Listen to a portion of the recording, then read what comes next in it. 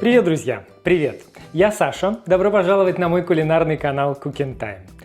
Март, так сказать, на дворе, весна набирает обороты и чувствуется уже вовсю, не только на улице, но и в душе, и хочется чего-нибудь весеннего, вкусного и простого в приготовлении. Поэтому сегодня очередная десятка напоминаний из рецептов, которые уже есть на канале. Топ-10 рецептов для марта, что обязательно, срочно всем нужно именно сейчас. Сразу напомню, что все рецепты, которые я сегодня упомяну, можно найти вот там, в описании под видео и в прикрепленном комментарии. Ну а я под видео очень жду ваши лайки. Не скупитесь, пожалуйста, это помогает продвигать видео, канал и помогает видео на канале выходить чаще. Пишите обязательно комментарии, впечатлениями делитесь о тех рецептах, которые уже приготовили, из тех, что сегодня упомяну. Идеи какие-то подкидывайте. Ну и может быть я что-то сегодня не упомянул, вы там обязательно добавите. Может быть есть у вас какой-то любимый рецепт на канале, который вы тоже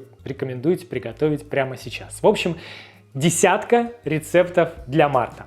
Поехали! Чтобы ничего не забыть, я снова подготовил здесь себе списочек, чтобы ничего вкусного мартовского весеннего не упустить. Первое, на что мне очень хочется обратить ваше внимание, это такие солнечные, такие освежающие, такие бодрящие лимонные капкейки. Мне кажется, что все лимонное, оно как раз вот сейчас очень-очень подходит. Ну, во-первых, потому что солнечное, такое светлое, такое бодрящее, плюс ко всему витаминное. И вот эти капкейки, они как раз вот этим вот всем наполнены, нежные-нежные, с вкуснейшим таким лимонным курдом внутри. Сверху на капкейках шапочка из крема шантильи, взбитых сливок с ванилью. Все очень просто, казалось бы, но невероятно вкусно и празднично выглядит. И эти капкейки также можно приготовить и к Пасхе, кстати, особенно если дополнить их шоколадными пасхальными яйцами сверху в качестве украшения. В общем, такой прекрасный, простой, но очень вкусный весенний десерт.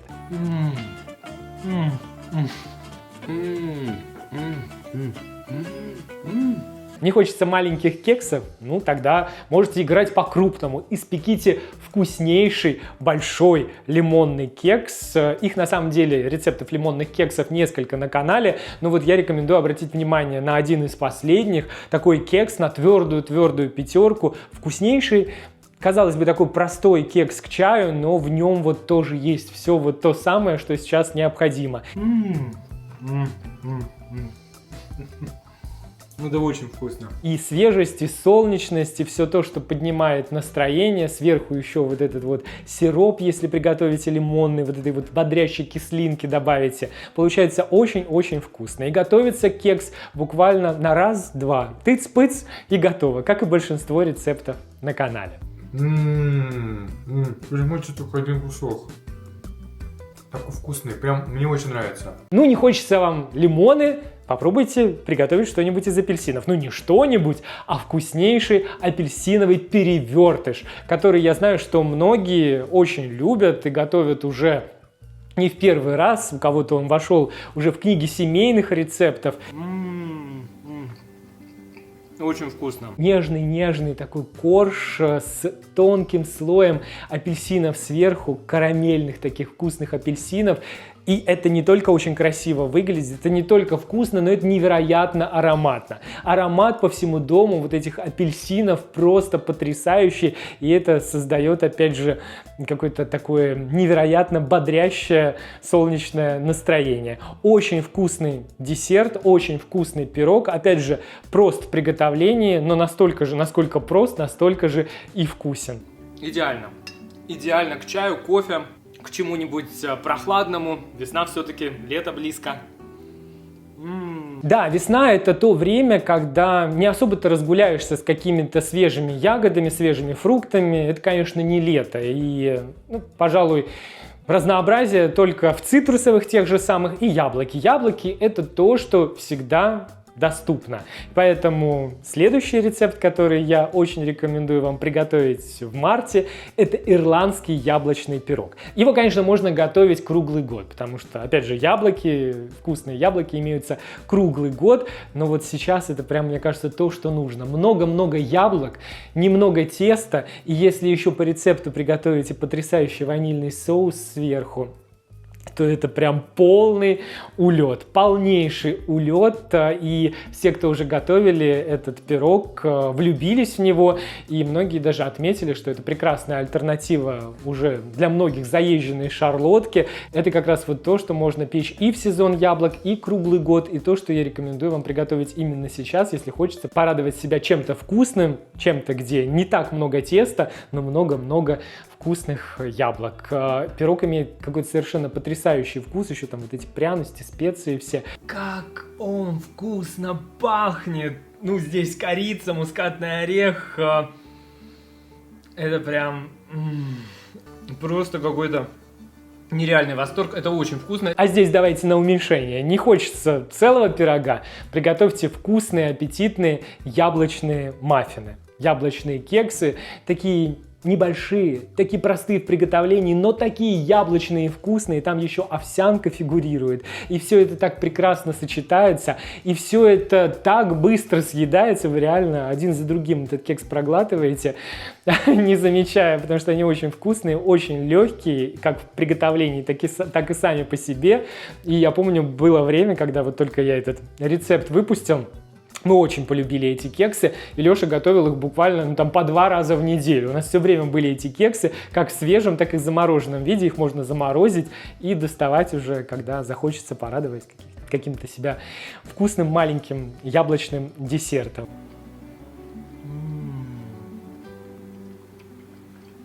Как это вкусно! Ну и еще одна яблочная история, очень вкусная история, рецепт, который пару лет назад появился на канале, но также уже многим полюбился. Это эффектный такой яблочный панкейк, перевертыш, именно панкейк, потому что по текстуре корж вот этот вот, он такой нежный, такой пышный, такой тающий во рту, как те самые маленькие панкейки, только здесь это в виде такого большого ванильного вкусного панкейка, а сверху вкусные карамельные яблоки с корицей, которые запекаются, и все это, во-первых, ароматом совершенно невероятным вокруг витает, во-вторых, это просто какой-то невероятный вкус и нежность. Кусочки этого панкейка, пирога, называйте как хотите, тают во рту, и остановиться на одном кусочке просто невозможно. Поэтому сразу, когда готовим, тоже нарезаем его и замораживаем, чтобы можно было порадовать себя в любой момент вот этим вот вкусным десертом. Именно десертом. Это не выпечка, это уже прям вот такой вот полноценный десерт, который, опять же, готовится на раз-два. Ну, тыц-пыц, да? Вы поняли. Срочно всем надо.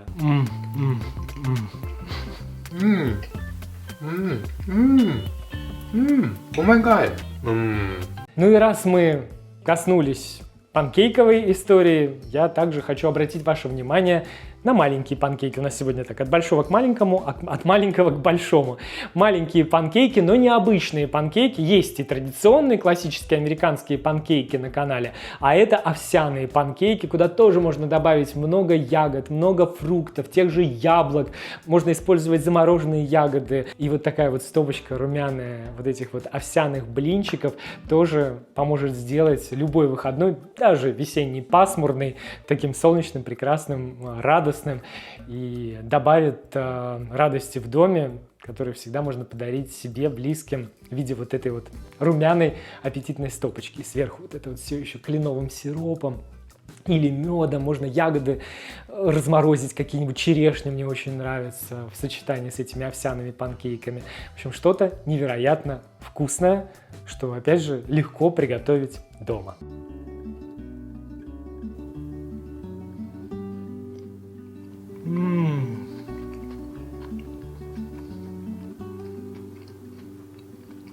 Так, что там у меня дальше?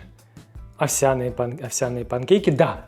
От овсянки далеко не уходим. У нас сегодня все такое плавно перетекающее из одного рецепта в другой. Овсянка и бананы. И с помощью двух этих ингредиентов можно приготовить вкусное овсяно-банановое печенье, которое можно уже дополнить по своему вкусу какими-то другими ингредиентами.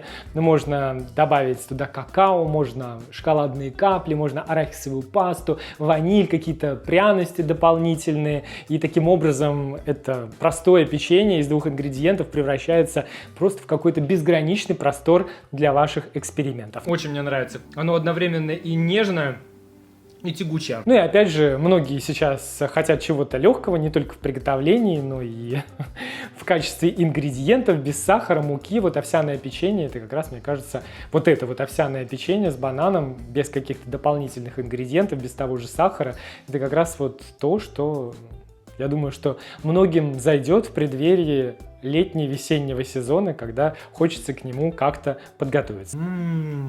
Ну, это прям десерт. Ну и раз уж вспомнили про бананы, давайте вспомним и про банановый пудинг. Такой нежный, такой растворяющийся, тающий во рту десерт. Десерт буквально созданный на небесах. А создан он был в пекарне «Магнолия». Пекарни, которые есть по всему миру. И я думаю, многие из зрителей пробовали этот десерт именно там, в пекарнях. Мы попробовали именно так этот десерт впервые, из стаканчика, ложечкой. И вот с первой ложечки в него влюбились, а потом, приготовив его дома, я понял, что это вообще не сложно. Это прям вот тыц-пыц из тыц-пыцев. Это прям вот очень простой в приготовлении десерт, в котором есть все самое-самое, ну, мною любимое. Заварной крем со сливками, печенье ванильное, очень простое, но такое вкусное, вот там вот, когда оно интегрируется, оно там всем этим пропитывается, спелые бананы, и вот ложкой его, ложкой, и это что-то сногсшибательно, невероятно потрясающее, улетное,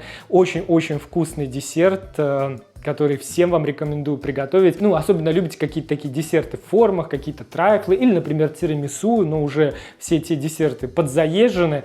Попробуйте приготовить банановый пудинг, и я уверен, что влюбитесь прям вот с первой ложечки тоже, а потом вот одну за другой, и остановиться просто невозможно.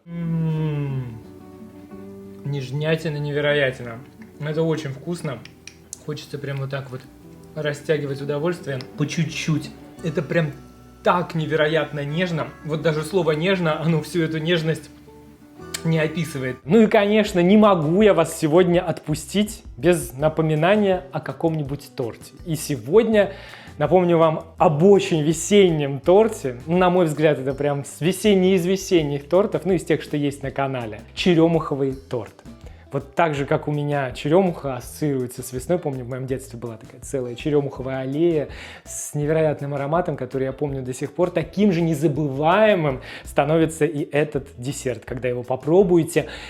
Это какой-то невероятный, необычный вкус с виду, это просто такой шоколадный торт с кремом, но вот пробуйте с первой ложечки, с первой вилочки, чем вы там будете его есть, с первого кусочка вы влюбляетесь в него раз и навсегда, это что-то невероятное в коржах, миндальное, амаретто, это какой-то непередаваемый оригинальный вкус с нежным сметанным кремом, который все это пропитывает, эти все тонкие черемуховые коржи.